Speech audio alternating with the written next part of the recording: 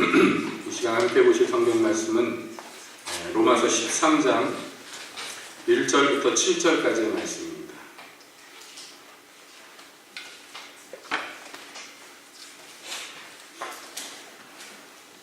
로마서 13장 1절부터 7절까지 함께 보시겠습니다. 로마서 13장. 각 사람은 위에 있는 권세들에게 굴복하라. 권세는 하나님께로 나지 않니 없나니 모든 권세는 다 하나님의 정하신 바라. 그러므로 권세를 거스리는 자는 하나님의 명을 거스리니 거스리는 자들은 심판을 자취하리라. 관원들은 선한 일에 대하여 두려움이 되지 않고 악한 일에 대하여 되나니 네가 권세를 두려워하지 아니하려느냐. 선을 행하라. 그리하면 그에게 칭찬을 받으리라. 그는 하나님의 사자가 되어 내게 선을 이루는 자니라. 그러나 네가 악을 행하거든 두려워하라. 그가 공연히 칼을 가지지 아니하였으니 곧 하나님의 사자가 되어 악을 행하는 자에게 진노하심을 위하여 보호하는 자니라. 그러므로 굴복하지 아니할 수 없으니 노를 인하여만 할 것이 아니 또한 양심을 인하여 할 것이라.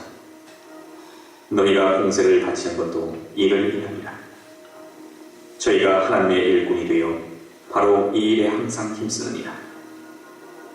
모든 자에게 줄 것을 주되 공세를 받을 자에게 공세를 바치고 국세 받을 자에게 국세를 바치고 두려워할 자를 두려워하며 존경할 자를 존경하라. 아멘. 하나님, 이 시간에 주의 말씀 듣기를 원합니다. 오셔서 저희에게 말씀하시고 가르치시옵소서. 예수님의 이름으로 기도합니다. 아멘. 네, 금요일에 이어서 같은 본문의 말씀을 가지고 우리가 함께 이 시대에 필요한 주님의 교훈과 진리를 살펴보고자 합니다. 이 시대라고 말씀드린 거 여러분들이 다 이해가 되실 줄로 믿습니다.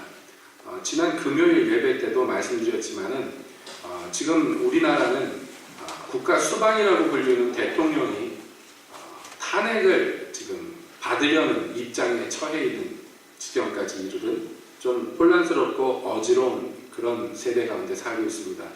이때 우리 기독교인들은 어떻게 하는 것이 하나님 앞에서 선하고 옳은 것인가를 잘 분별해야 될 줄로 압니다. 자, 제 말을 잘 들으세요. 주목하고 제 말을 잘 들으세요. 저는 여러분들께 어떤 정치적인 노선을 쫓아야 된다고 말씀드리는 거 아닙니다. 오해하지 마십시오. 저는 여러분들께 어떤 당을 지지하라고 얘기하는 것도 물론 아닙니다. 오해하지 마십시오.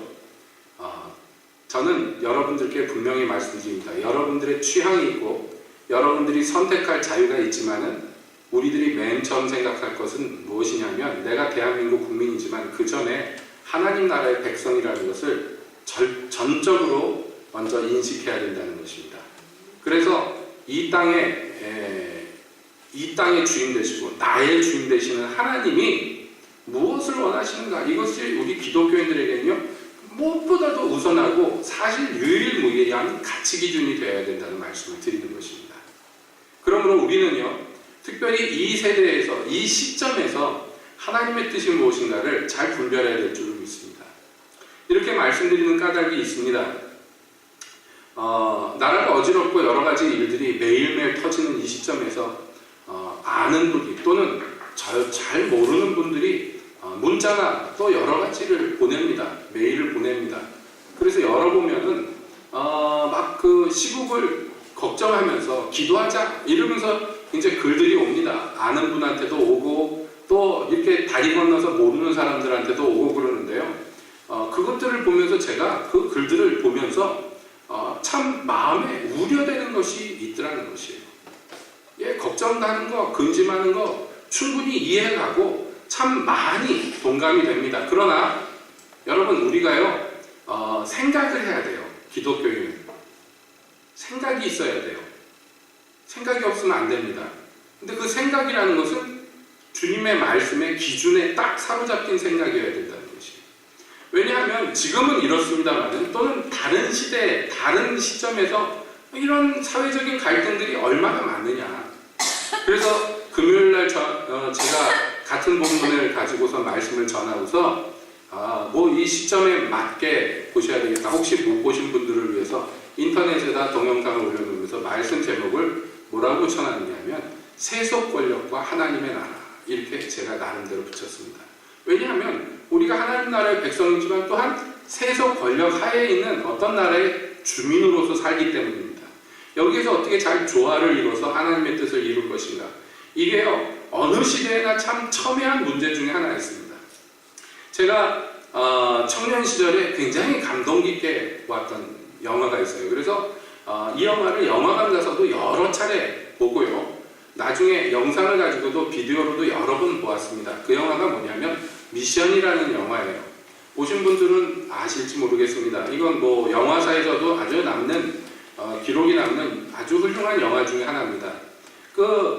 과거에, 그러니까 막 개신교가 종교개혁을 막 일으키고 그래서 천주교가 막 힘을 잃고 있을 때, 소위 말하는 중세가 이제 저물고 나서 천주교의 힘이 약해지기 시작했을 때, 저 중남미 지역의 어떤 지역에 일어난 사건을 실화로 이제 영화로 만든 것입니다. 여차저차해서 신부들이 몇 명이 정글에 들어가서 거기 사는 원주민들에게 복음을 전해서 그래서 교회가 생깁니다. 그래서 참 아주 아름다운 교회들이 생기고 거기에서 원주민들이 갖고 있는 그 달란트죠. 노래를 너무너무 잘하는데, 여러분 이게 이제 그쪽 아마존 주민들의 있는 특징인데요. 그분들이 모든 민족이 다 그런 건 아닌데 아마존 주민들 중에서 언어가요 성조어를 가진 그런 민족들이 꽤 있어요. 성조어라는 게 뭔지 아시죠? 음에 따라서 같은 발음이라도 뜻이 달라지는 것이에요. 그래서요 음감이 굉장히 정확합니다. 그런 민족들은요. 그런 사람들이 노래를 하면 목소리가 악기예요. 그래서 그 영화에서도 그런 장면들이 나와요. 찬양을 하는데 그냥 찬양을 확 부르는데 원주민들이 부르는데 얼마나 화음이 아름답게 나올지 모릅니다. 그런데요, 무슨 일이 있었느냐? 중남미 여러 나라들이 서로 패권을, 이제 식민지를 갖고 있는 스페인과 포르투갈과 뭐 이런 나라들이 식민지 다툼을 하는 가운데 국경선을 유럽에서 그래 니네 여기 가져 이래가지고 회담을 해서 뚝 떼어준 거예요. 국경선을. 그럼 거기 동네에 사는 원주민들은 자기네 나라가 여기 있다가 절로 옮겨진 거예요. 갑자기 국적이.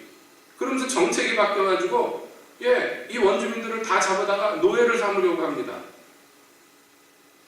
그 잔인무도한 노예 사냥꾼들이 이제 원주민들이 사는 동네에 와가지고 거기를 습격하려고 할 때 거기에서 함께 살고 있는 그 신부들이 이거 어떻게 해야 될 것인가? 이거 정말 실제적인 문제예요. 어떻게 할 것인가? 교황청에서는요, 철수해라. 왜냐하면 그 나라들과 회담을 통해서 교황청도 사실은 하나의 나라니까 무엇이 이득인가 그래가지고 이쪽을 받고 그쪽을 떼어주고 뭐 이런 식이에요. 넘겨버린 거예요. 노예 상인들의 손에다가. 그런데 그 교회들을 지키고 있던 신부들이요, 이거 어떻게 할 것인가? 그러면서 두 주인공 신부들이 그 노선이 갈리는 것이죠. 한 명이 그 지도자 되는 신부가 얘기합니다. 하나님은 사랑이신데 우리가 대항할 수 없다. 나머지 신부들은요, 총칼을 들고 원주민과 함께 싸우러 나갑니다. 이들과 함께 생사를 같이 해야 된다. 그런 거예요. 제목이 미션이에요. 선교. 무엇이 답인가? 그 영화에서는 답을 내리지 않아요. 그냥 관객들한테 있는 그 자리를 보여줍니다. 누가 더 옳은가? 어떻게 해야 되는 것이 옳은 것인가? 그 상황에서 여러분은 어떻게 하는 게 옳겠습니까? 그 상황에서. 결국에는 이 두 신부가 다 죽습니다. 원주민들 한 무리와 같이 예배당에서 예배를 드리던 사람들도 총 맞아 죽고요. 창칼을 들고 나가서 그 습격해오는 사냥꾼들과 싸우다가 또 거기에서도 총 맞아 죽습니다. 결국에는 두 신부가 다 죽으면서 먼저 죽은 신부를 쳐다보면서 죽어가면서요, 아마 일생의 연기가 나온 것 같아요. 거기서 로버트 드니로의 일생의 그 눈빛 연기가 나오죠. 보신 분들은 알 거예요. 먼저 죽은 그 제레미 아이언스라는 그 배우가 역할을 한 그 선배 신부가 죽은 모습을 보고 거기서 고개를 떨구는데 관객들한테 질문하는 거예요. 당신이 선교사라면 어떻게 하겠는가? 저는 깊이 생각했어요. 어떻게 하는 것이 옳은 것인가? 저 상황에서. 왜냐하면 그 영화가 개봉되고 그 영화를 볼 시점이 우리나라도 그와 흡사한 일들이 너무 많았어요. 지난 시간에 잠깐 말씀드렸지만 대학 시절에 80년대 제가 50대 대학을 다녔는데 예? 아시잖아요. 그때가 어떤 상황인지.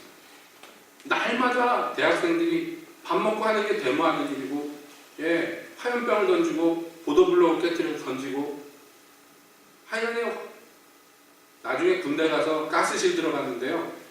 정말 반갑더라고요. 학창시절이 막 생각나더라고요. 저희 학교 다닐 때 항상 가스실이었어요. 학교가. 아침에 학교 와가지고 맨 처음 하는 일이 뭐냐, 강의실 창문 다 열어놓고 바람 바꾸는 거예요. 왜냐하면 밤새 거기 들어온 그 최루탄 가스 때문에 매캐한 문 열고 들어가면 벌써 눈물 콧물이 찔찔 나요. 그게 아주 그냥 일상이었어요. 그런 상황에서 신학 대학생들이 모여서 서로 의논하는 거예요. 격렬하게 토론하는 게 무엇이 옳은가?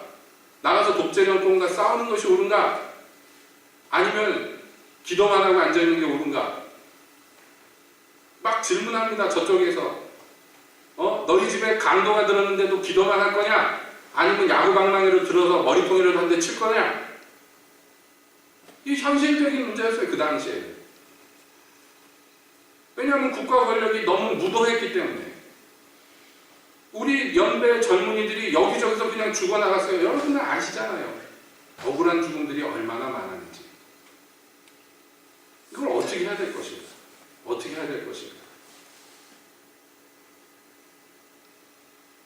그때 그것은요, 현실적인 문제였어요. 교회 예배 드리러 갔는데 그 당시에 저희 몇 년 선배 중에서 건국대 다니던 형이 눈물이 글썽글썽해가지고 교회 와서 이럴 수가 있느냐. 여러분 기억나시는지 모르겠는데 건대 사태라는 게 있었어요. 전국의 대학생 그 회장단들이 모여서 건국대에서 회의하는데요. 경찰이 포위하고서 건물 하나에 몰아넣고선요.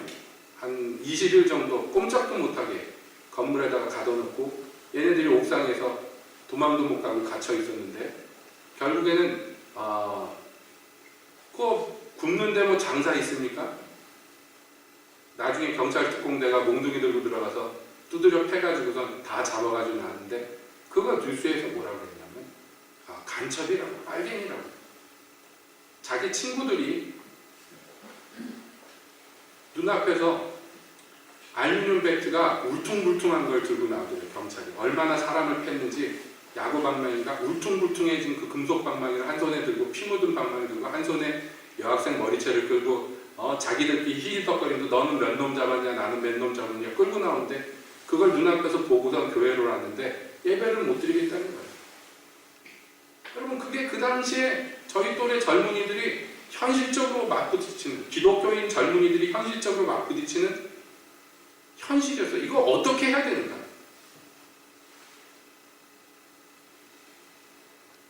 근데 저는요, 그 당시에 나가서 그렇게 화염병 던지면 안 된다고 얘기했어요. 왜냐하면 저쪽에 있는 사람들이 옳기 때문이 아니라 이게 하나님의 방법이 아니기 때문에. 선택의 여지가 없는 것인데 우리 기독교인들에게 선택의 여지가 없는 것이에요. 이게 중요한데요. 왜냐하면 내 생각도 있고 내 감정도 있고 그래요. 예. 여러분 그때 제 친구들 중에 광주에서 온 애들은 이런 얘기 나오면 눈이 뒤집혀요. 광주 사태 직접 경험하고 거기에서 일가 친척들 이웃이 맞아 죽고 칼에 찔러 죽고 총에 맞아 죽고 그런 애들이 예? 대학생이 됐는데 5월만 되면 눈이 뒤집히는 거예요. 그때 생각이 좀 몇 년밖에 안 지났단 말이에요. 몇 년밖에. 근데도 이 감정이 어떻게 가든지 말든지 간에 중요한 것은 하나님 백성이 되었기 때문에 우리에게는 주님이 주신 원칙이 있는데요. 그게 뭐예요? 주님이 주신 원칙이. 칼로 흥하는 자는 칼로 망한다. 베드로에게 하신 말씀이에요. 예수님이 붙잡혀가면서 예수님만큼 억울한 꼴을 당한 분이 어디 있겠습니까? 세상에 예수님보다 의롭고 선하신 분이 없는데 강도와 도적을 잡으러 오는 것처럼 너희가 몽둥이를 들고 왔구나. 그거 갖고 예수님을 두드려 패는데요. 자기 옆에 칼 차고 있으면 당연히 휘두르게 되지 제자인데, 그런데 예수님이 베드로한테 그 칼을 집어넣으라고.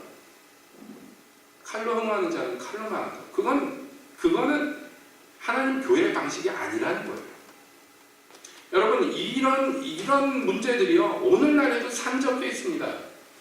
보스니아 사태가 터지고, 그래서 서로 인종 청소를 하기 시작했을 때 회교도들이 같은 동네 주민인데 기독교인이라고 해서 그냥 마구 죽일 때 기독교인 입장에서 어떻게 해야 됩니까? 자기 가족들이 막 그냥 죽어가는데, 잔인무도하게 죽이는데, 관심 있는 분들은 인터넷을 조금만 검색해봐도 끔찍한 사진들이 얼마나 많은지 몰라요. 그냥 종이박스 같은데 사람 머리를 잘라서 차곡차곡 집어넣어놨어요. 자기 품에 있는 애한테 그 머리통 축구공처럼 차고 놀라고 해줍니다. 얼마나 그게 증오범죄입니까? 그래서 기독교인들도 자기들을 지키기 위해서 기독교 민병대는 또 그만큼 회교도들을 죽였어요. 그때 어떤 소년이 한 얘기가 있어요. 구출된 그 상황에서 구출된 한 소년이, 우리 교회 목사님이, 날마다 저 예쁘다고 머리 쓰다주던 목사님이 총하고 칼을 들고 와서 우리 식구를 다 죽였어요. 무슬림 집안의 아이인데 다 죽고 자기만 사는 거예요. 그 목사가 살인마라서 그랬겠습니까? 아마도 그 목사님 가족들이 처참하게 죽었기 때문에 눈이 뒤집혀서 그랬겠죠. 이거야 현실입니다. 현실. 우리가 뭐 사회가 어지럽는 뭐니 해도 우리나라가 그 지경까지는 안 됐어요. 아직. 앞으로 어떻게 될지 모르지만. 그럼에도 불구하고요, 어떤 분들은 이러다가 나라 망하는 거 아닌가, 공포에 질려서 편지글들을 보냅니다. 이러다가 우리나라가 월남골 된다, 공산화된다, 저 빨갱이들이 100만 명씩 나와가지고 저러는데 이거 어떻게 하냐, 우리도 모이자. 여러분, 그래서 지난 토요일날 구국기도에 100만 명 모이자고 막 문자가 얼마나 많이 하는지 몰라요. 그래서 한 몇만 명 모였대요, 서울에. 그런데 모이는 거 좋아요. 자기가 어떤 누구를 지지하고 좋아요. 근데 왜 거기 모여가지고 이름을 구국기도회라고 붙이냔 말이에요, 그거를. 예? 그냥 아무개를 지지한다고 그러고 해야지. 왜 거기에다가 기독교색을 입히냔 말이에요. 저는 그게 못마땅한 거예요. 왜냐? 화염병 동지노랑 똑같이 그것도 하나님의 방식이 아니기 때문이에요. 쟤네들이 100만 명 모였으니까 우리도 100만 명 모인다. 머릿수를 싸우는 건 하나님 방식이 아니란 말이에요. 하나님 나라의 방식이 아닙니다. 근데 왜 그렇게 할까요? 저마다 그렇게 하는 데 이유가 있는데, 여러 번 말씀드렸습니다. 거기에는요, 공포가 있어요. 두려움이 있습니다. 이러다가 나라가 망하는 거 아닌가? 이러다가 북한이 쳐들어오는 거 아닌가? 순전히 두려움이에요. 두려워하는 건 좋습니다. 근데 두려움의 결과가 뭐로 나타나야 됩니까? 하나님께 달려와서 매달리는 걸로 나타나야 되는데, 그게 아니라 우리가 모여서 우리 숫자를 늘려서 그것을 힘으로 삼자. 이게 바벨탑에서 일어났던 사건 그대로잖아요. 우리가 모여서 흩어짐을 면하자. 여러분, 이건 하나님의 방식이 아닙니다. 그 심정은 충분히 이해는 할 수 있지만, 그러나 최소한 기독교인이라고 자처하고 하나님을 믿는다고 얘기할 때는요, 무엇이 하나님의 뜻인지 관심 있게 살피고 헤아리는 마음이 필요합니다. 그냥 무조건 공포에 질려서 무조건 적으로 지정한 사람들을 증오하면 다 해결이 되는 게 아닙니다. 그건 절대로 하나님 나라의 방식이 아니라는 것입니다. 그러면 무엇이 하나님의 나라의 방식이고 그것이 우리에게 어떻게 적용돼야 될 것인가? 그러므로 우리에게 지침은 딱 하나밖에 없는데 바로 성경의 가르침입니다. 오늘 로마서 13장 말씀 읽었습니다. 지난 시간에도 읽었지만은 로마서 13장 읽었는데요. 그와 비슷한 교훈들이 우리에게는 많이 있습니다. 예를 들자면 베드로전서 2장 13절부터 보면 이렇게 되어 있습니다. 인간이 세운 모든 제도를 주를 위하여 순복하되, 이렇게 되어 있어요. 여기 우리말 성경엔 인간의 세운 모든 제도를 이렇게 되어 있는데, 이거 더 직역을 하면 뭐냐면 인간이 세운 모든 제도를 해요. 인간들이 세운 제도를. 네? 인간들이 세운 제도를 할지라도 주님을 위하여 순복하라 이렇게 되어 있어요. 이게 원칙이란 말이에요. 자, 여러분 소위 말하는 신정국가라는 게 예전에 있었습니다. 하나님이 다스리는 나라다 이렇게 자처하는 나라들이 있었는데요. 그런 나라들이 대부분 일반 이방인 나라들보다 더 타락하는 경우가 많았어요. 그러므로 신정국가라는 것은 이 땅에 존재할 수가 없습니다. 국가적으로 구원받거나 어떤 단체로 구원받고 이런 거 없어요. 구원은 다 하나님과 1대1의 관계에서 시작되는 것입니다. 뿐만 아닙니다. 이 땅의 제도들이요, 완전한 제도도 없고 완벽한 제도도 없습니다. 하나님이 다 아십니다. 인간들이 세운 제도라는 게 얼마나 불완전하고 불합리한지 다 아십니다. 그럼에도 불구하고 교회에게 주신 첫 번째 명령은요, 그것이 비록 부패하고 불완전한 그런 제도를 할지라도 주님을 위하여 순복하라 하는 것이 첫 번째 원칙입니다. 오늘 읽은 로마서 13장 말씀과 마찬가지예요. 왜냐하면 여러분 로마서도 그렇고 베드로전서도 그렇고 그 당시에 쓰여졌던 때의 정부라는 것은, 정권이라는 것은 인류 역사상 손꼽히는 부패한 정권, 바로 로마 정부였어요. 그런데 그 로마 정부에게 주님이 뭐라고 했냐면 내가 세웠으니까 너희는 순종해라 이렇게 얘기하십니다. 이게 이제 세속 권력에 대해서 우리가 가져야 되는 첫째 자세예요.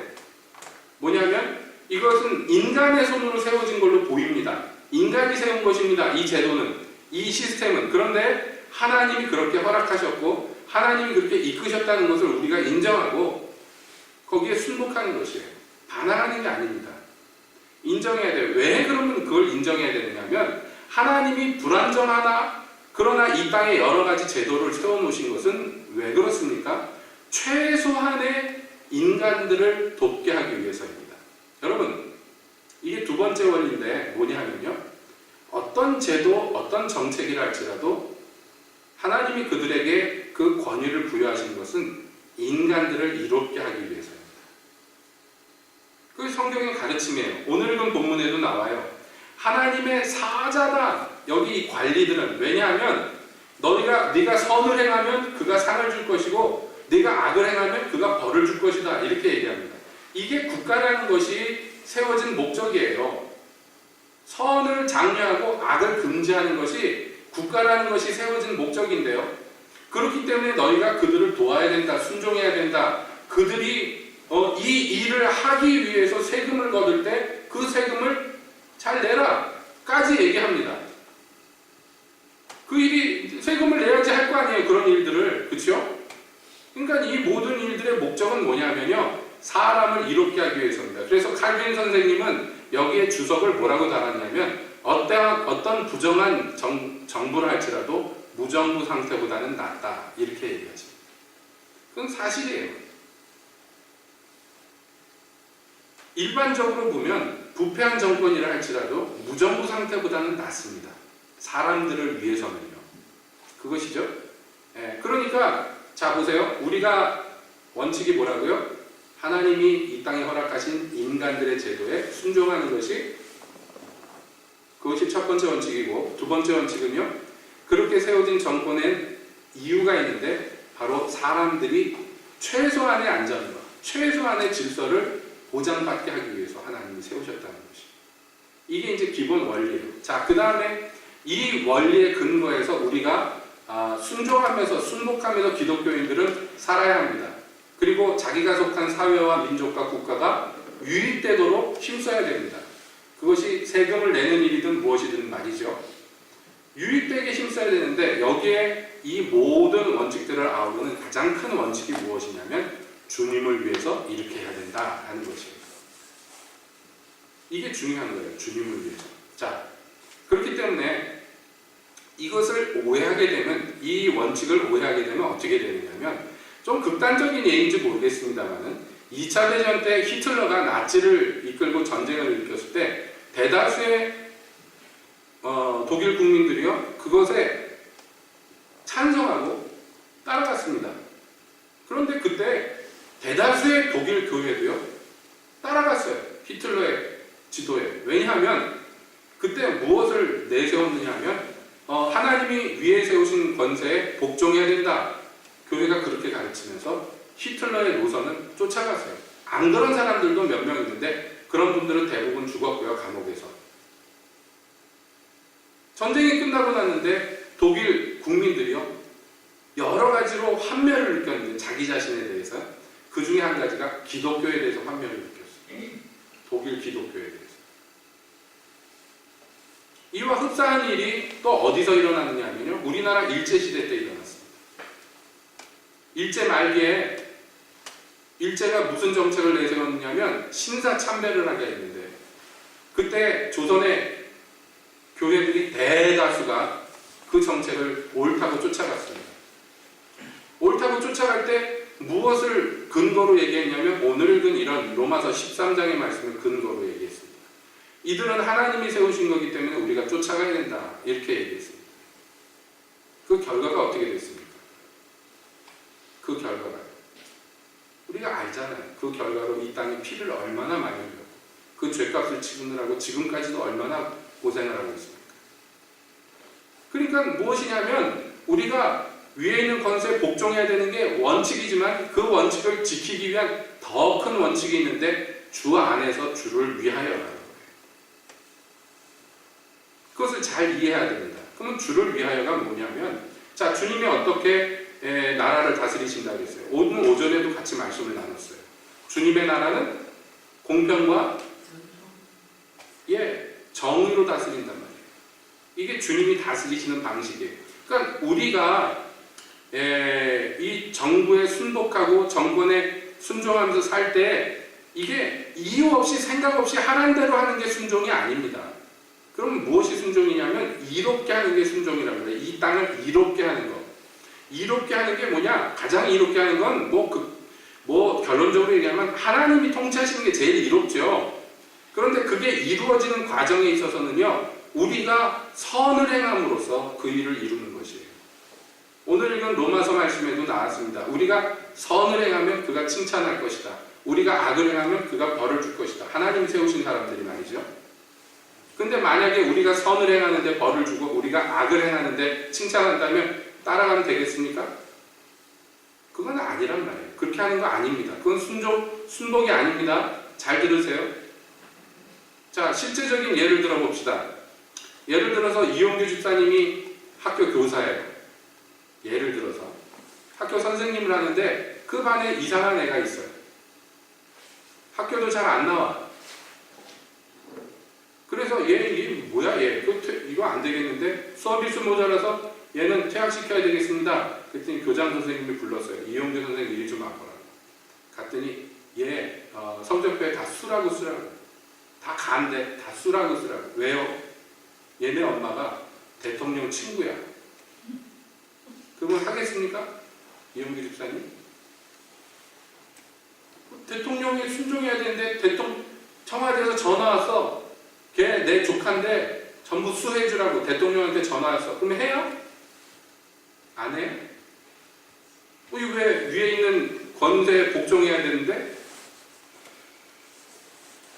여러분 위에 있는 권세에 복종하는 것은요 우리 삶에서 실제적인 문제입니다.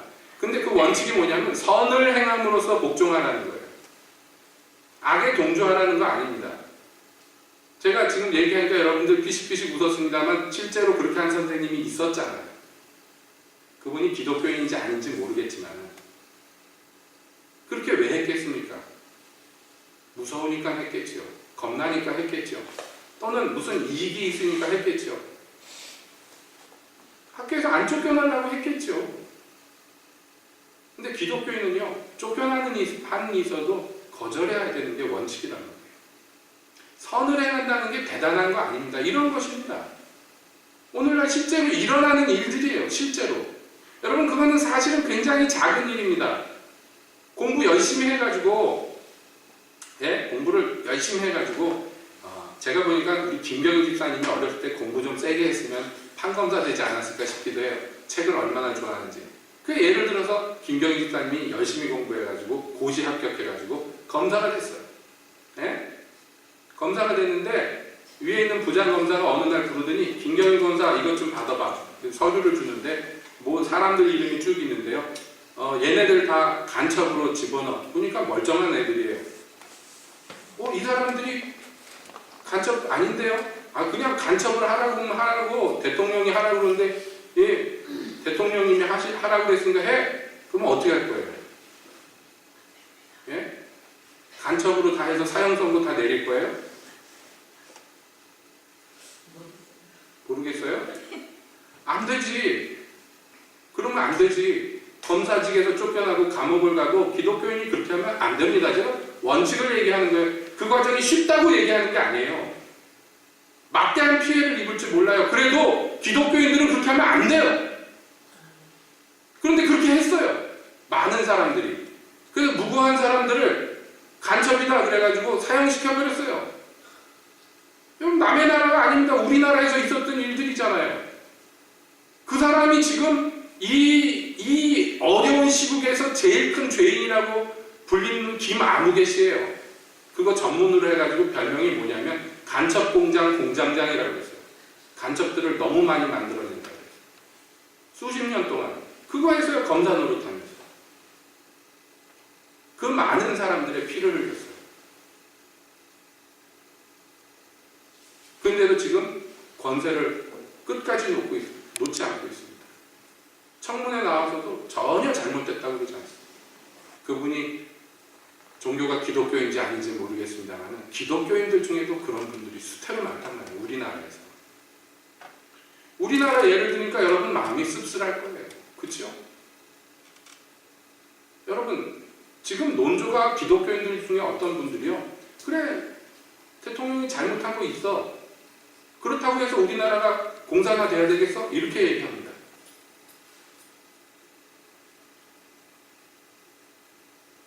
그러니까 그건 무슨 얘기예요? 우리나라가 공산화되지 않기 위해서 몇 사람 죽는 것쯤은 아무것도 아니야. 그거 사람 좀 죽을 수 있는 거지. 그거 갖고 왜 그래? 공산화 안 되는 게 중요하지. 여러분 이러면 안 된단 말이에요. 기독교인들은. 사람의 생명 갖고 그렇게 우습게 생각하면 안 된단 말이에요. 하나님이 그런 분이 아니기 때문에. 여러분 하나님이요. 무고한 피가 땅에 흐르는 것을 그만 보시는 분이 아니란 말이에요. 우리가 하나님을 두려워할 줄 알아야 돼요. 하나님이 그런 분이기 때문에 하나님이 세운 사람들은요. 비록 부족한 면이 있다 할지라도 선을 행하면 상을 주고 악을 행하면 벌을 주는 것이 원칙이에요. 이게 하나님의 통치하시는 방식이에요. 땅을. 그러니까 너희는 어떻게 하라는 거예요? 선을 행하라. 그러면 그가 너에게 상을 줄 것이다. 악을 행하지 마라. 안 그러면 그가 너에게 벌을 줄 것이다. 그래놓고 말하기를 주님의 말씀에 뭐라고 되어 있냐면 굴복하지 아니할 수 없으나 그러나 굴복할 때 그 사람이 나한테 화낼까봐 굴복하는 노를 인하여 할 것이 아니요 또한 양심을 위하여 할 것이니라 그랬어요.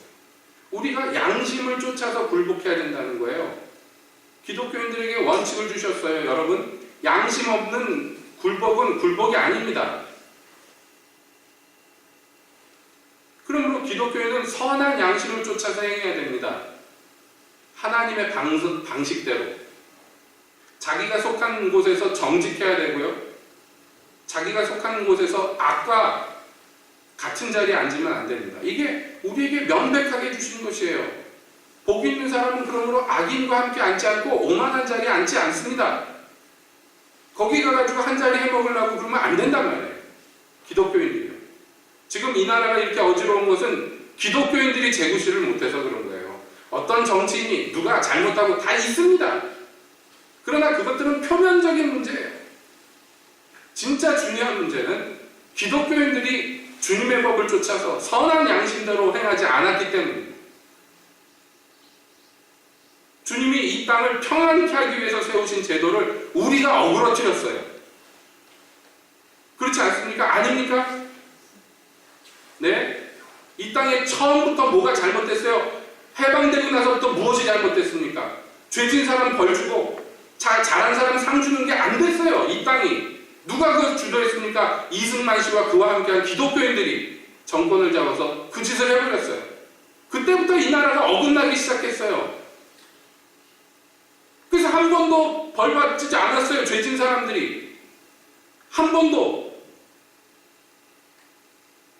그리고 이 나라를 위해서 희생한 사람들이 한 번도 제대로 상 받지 못했어요. 아시잖아요. 독립투사들의 후손들이 얼마나 비참하게 됐는지.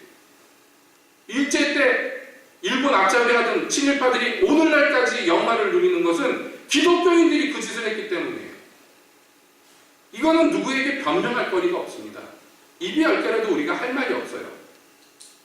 하나님이 눈뜨고 보시는데 그렇게 했어요. 그래서 6.25 전쟁이 났어요.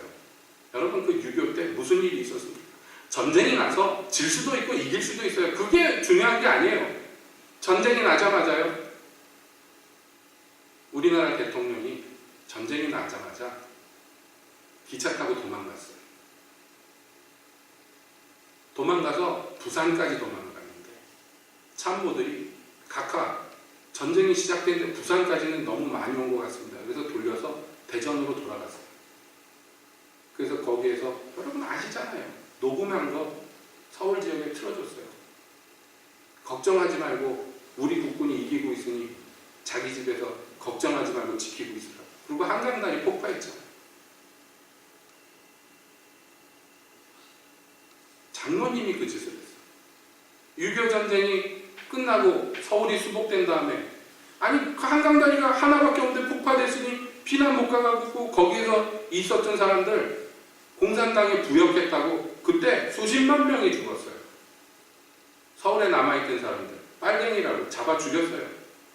도망 같은 사람들. 여러분 이게 무엇을 이 땅에 보여줬느냐? 아, 선을 행하면 죽는구나. 악을 행하면 잘 되는구나. 이거를 수십 년 동안 가르친 거예요. 그런데 유감스럽게도 가슴 아프게도 거기에 기독교인들이 한 자리를 차지하고 있었다. 제가 전에도 말씀드렸죠. 예.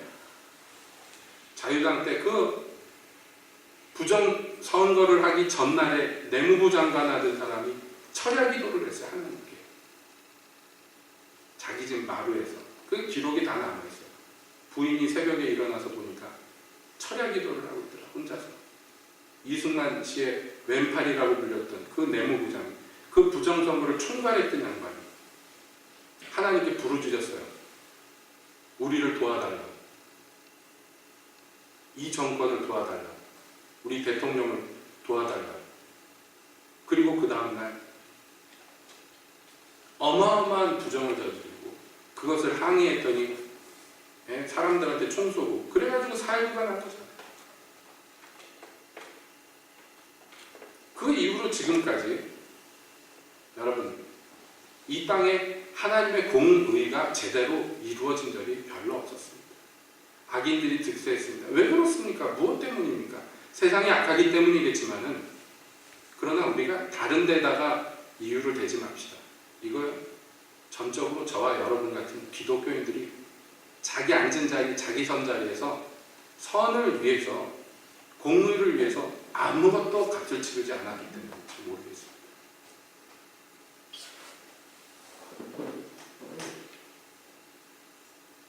최태민이라는 사람이 목사 타이틀 가지고 그거 무당이 목사라고 돌아다니는 거 누가 봐도 그 사입이잖아요. 하는 짓이 사입이잖아요. 그런데 우리나라 유수한 목사님들이 그 옆에 가서 어떻게 한 자리 하려고 감도 한 자리씩 쓰고 무슨 단체 만들면 거기 가가지고 다 앉아있고 무슨 구국기도회 한다고 그러면 거기 가서 다 한 자리씩 앉아있고 정권 실세니까 그랬었습니다. 기록에 다 남아있어요. 지금 그 수치스러운 이름들이 다 기록이 남아있어요. 사진도 다 남아있어요. 일제시대 때 일본 앞잡이가 돼가지고 신사참배하던 목사님들이요. 신사참배도 모자라서 한강에 가갖고 세례받았어요. 신사세례인가 뭐 그래서 일본 신한테 세례받는 거 단체로 가서 세례받았어요. 기록 사진들이 다 남아있어요. 그때 조선총독부가 놀랐어요. 우리는 일본 본국에서 신사참배만 하라고 얘기를 했는데 얘네들은 시키지도 않은 세례까지 행했다고. 충성심을 보이겠다고 시키지도 않았는데 그 짓을 했어요.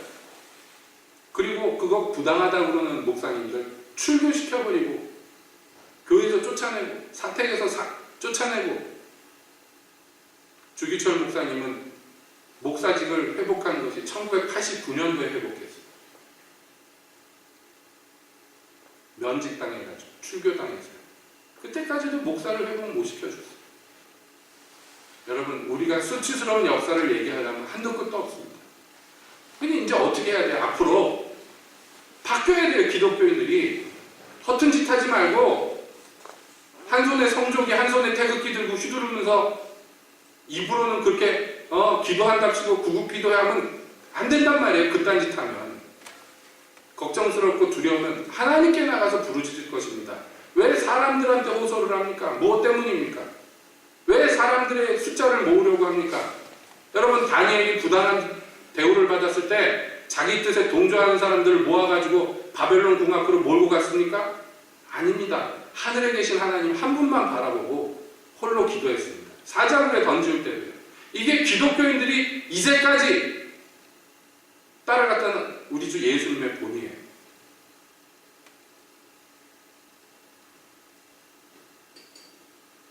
우리가 그러므로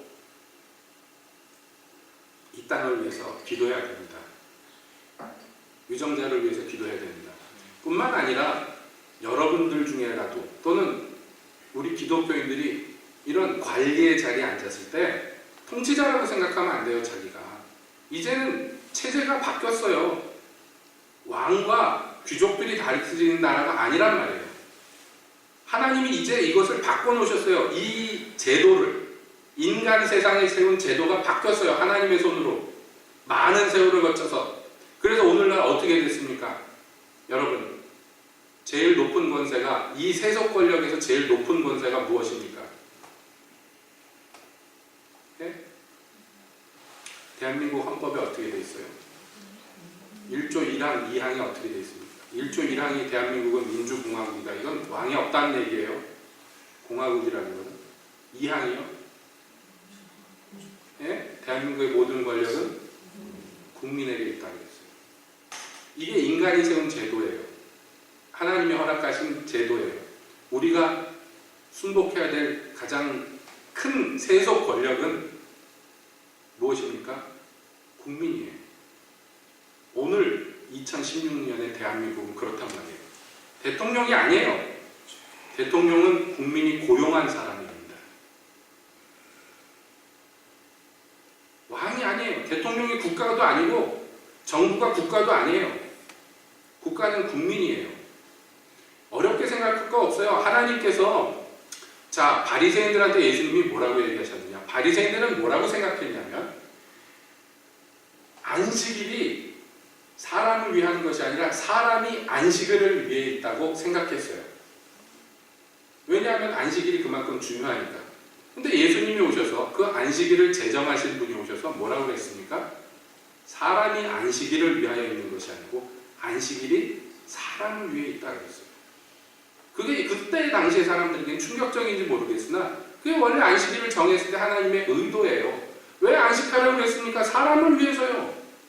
그날 쉬라는 거예요. 사람을 위해서 주신 거예요. 그런데요, 그날이 가장 괴로운 날로 만들어버렸어요. 바리새인들이. 안식을 제일 못하는 날로 만들어버렸어요. 그리고 안식을 제대로 못했다고 때려잡는 날이 돼버렸어요. 예수님이 그걸 고치시기로 하셨어요. 지금도 마찬가지입니다. 저도 마찬가지인데 저도 어렸을 때부터 뭐라고 배웠느냐면 국민이 국가를 위해서 존재한다고 배웠어요. 학교에서. 여러분도 아마 대부분 그렇게 배웠을 거예요. 그래서 국민교육 헌장 이런 거 외웠잖아요. 우리는 민족 중흥의 역사적 사명을 띠고 이 땅에 태어났다. 외웠죠? 예, 학교에서 시험 보고 그랬습니다. 남은정 집사님 처음 들어보나요? 근데요, 이게 한국 식민의 요 그래가지고 일제시대 때 일본 사람들이 만든 건데 단어만 바꿔가지고 똑같이 했어요. 박정희 정부 때. 박정희 씨가 참 부끄러운 짓을 많이 했는데 여러분, 박정희 씨가 헌법을 개정하면서 뭐라고 그걸 붙였냐면 유신헌법이라고 하는데 참 부끄러운 이름입니다. 왜냐하면 유신이라는 거 이거요, 일본 사람들이 메이지 유신, 명치 유신이라고 정치체제를 바꿀 때 근대화시킬 때 했던 것이에요. 자기들이 이름 붙인 거예요. 그걸 갖다가 썼어요. 창피하게. 일본에서 했던 것을 그대로 다 똑같이 해서 갖다 썼어요. 자기가 그런 거 했다고. 메이지 유신 같은 것을 했다고. 참 부끄러운 일입니다. 일본 사람들이 얼마나 비웃겠습니까? 그런데 그래서 일제에 많이 분발하는데요. 일제가 그것을 한국 식민의 요를 썼을 때는 전체주의 국가였을 때였어요. 제국주의였을 때였어요. 민주국가에서는 그런 얘기하면 큰일 납니다. 우리가 민족 중의 역사적 사명을 위해서 태어난 사람들이 아니란 말이에요. 이 국가가 국민을 위해서 존재하는 것이지 국민이 국가를 위해서 존재하는 시대가 아니란 말이에요. 지금 세워놓은 제도가, 하나님이 세워놓은 제도가. 근데 우리는 어렸을 때부터 그렇게 배웠어요. 국가를 위해서 희생해야 된다고. 아닙니다. 국가가 국민을 위해서 희생해야 돼요. 이게 민주국가예요. 이게 아니면 민주국가가 아닌 거예요. 여러분, 우리가 오늘날 하나님이 세워놓으신 이 제도 가운데 삽니다. 이 제도가 하나님이 세우셨다고 인정하고 그 제도에 걸맞게 순복하면서 양심을 따라서 행해야 됩니다.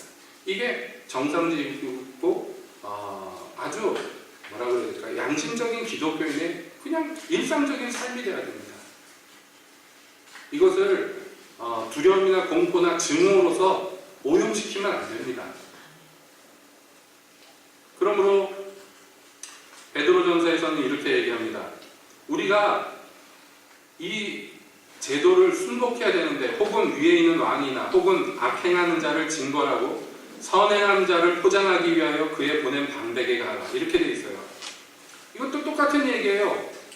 하나님은 어떤 관리를 세우셨는데 그가 무엇을 위해서 세워졌느냐 하면 악행하는 자를 징벌하고 선행하는 자를 상주기 위해서 세우셨다는 거예요. 그러니까 순복하라는 거예요. 이유가 있는 건 그냥 순복하는 게 아니에요. 그런데 세운 관리가 악행하는 자를 상주고 선행하는 자를 벌주면 안 된다고 얘기해야 돼요. 세례 요한처럼. 그러면 안 된다고 얘기해야 돼요. 기독교인들은 세례 요한처럼. 나가서 돌 던지고 화염병 던지고는 물론 하나님 방식이 아니지만 그러면 안 된다고 얘기하고 거기에 동조하면 안 된단 말이에요. 그런 일에. 그래서 우리에는 그렇게 해서 선행으로 어리석은 자들의 무식한 말을 막으시니라 주님이 말씀하셨어요. 우리가 선행을 행할 때 어리석은, 잘 모르는, 도리를 모르는 사람들의 어리석은 말을 그치게 할 수 있다는 것이에요. 그래서 뭇사람을 공경하고 형제를 사랑하며 하나님을 두려워하며 왕을 공경하라, 이렇게 아주 명시되어 있어요. 무엇입니까? 증오나 두려움이 아니고 저놈을 꼭 죽여버려야지 우리가 살아, 이게 아니고 공경하고 존경하고 사랑하고 이해하면서 왕에게 순종하라고 얘기합니다. 여러분, 이게 우리 기독교인의 정상적인 모습이에요. 예수님이 그 거룩한 본을 보이셨습니다. 예수님이 오셔서 모든 사람들에게 종로로 타셨지만 그러나 바리새인과 서기관의 악행에 대해서 항상 꾸짖으셨고 한 번도 그들과 함께 동조하지 않으셨습니다. 세리와 죄인들과는 앉아서 먹고 마시셨지만 그러나 외식하는 자리에 가서는 그들을 꾸짖으셨어요. 예수님이 그 태도를 반대로 하셔서 세리와 죄인들을 꾸짖고 바리새인과 서기관들과 함께 앉아서 먹고 마셨다면 예수님이 돌아가실 일이 뭐가 있겠습니까? 근데 예수님은 그렇게 하지 않으셨어요. 우리에게 본을 보이셨어요. 그러므로 여러분, 우리가 주님이 세우신 관원들을 존경하고 그 모든 제도에 순복하는 것, 이거 기본입니다. 그러나 그렇다고 해서 악과 동행하면 안 됩니다. 선악의 구분도 없이 저 사람이 악인이지만 그러나 우리를 지켜주니까, 우리를 이익 보게 하니까, 이런 걸 지지하면 안 돼요. 지금 우리나라 일은 아니지만 미국은 이제 큰일 났어요. 미국은 큰일 났어요. 왜냐하면 많은 기독교인들이 지금 미국 대통령 새로 된 사람을 지지해가지고요.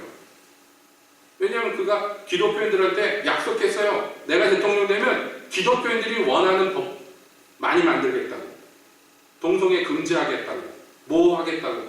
그러니까 날 지지해달라. 그래서 미국 기독교가 굉장히 지지해줬어요. 어떤 분들은 나와서 예언에서 받은 그 구원자가 이 사람이라고 막 그러고, 신령하다는 분들이 막 그런 얘기도 하고 그랬어요. 기독교인들이 기대합니다. 그 지금 대통령 되니까 자기들 편들어줄 거라고. 그가 어떤 사람인지 관심이 없어요. 그가 어떤 악을 행했든지 관심이 없고 얼마나 부도덕한지도 관심이 없어요. 우리를 편들어줄 건가? 우리의 이익을 들어줄 건가? 여러분이 큰일 난 거예요. 이제 큰일 났어요. 어떻게 될란지 미국이. 문제는 미국이 큰일 나면 우리나라는 더 큰일 난다는. 기도 많이 해야 될 때입니다. 지금 우리나라 기독교인들이 장로님이라는 이유로 그 사람이 어떤 악을 행했든지 눈 감고 여러 대통령을 뽑아줘서 나라가 얼마나 몸살을 앓았습니까? 장로님이 대통령 될 때마다 몸살을 앓았어요. 이승만 장로님, 예? 그 다음에 누구예요? 또 김영삼 장로님 IMF 터뜨려 놓고 내가 뭘 했는지 몰라요. 지금도 모른대요. 이명박 장로님이 돼서, 예? 아주 경상도는 아주 끝장이 나버렸어요. 낙동강 다 죽어버렸어요. 이거 어떻게 할 거예요?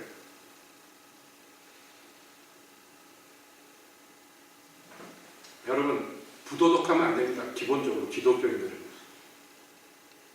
우리 하나님이 그런 분이 아닌데 왜 우리가 악에 동조하고 왜 악인들과 함께 앉아서 먹고 마십니까? 왜 그들을 꾸짖지 못합니까? 왜 회개하라고 얘기하지 않습니까? 저 사람이 좀 악당이지만 날 보호해 줄 거야. 우리나라를 공사는 안 시켜줄 거야. 그런 논리는 세상 사람들더러 하라고 그러세요.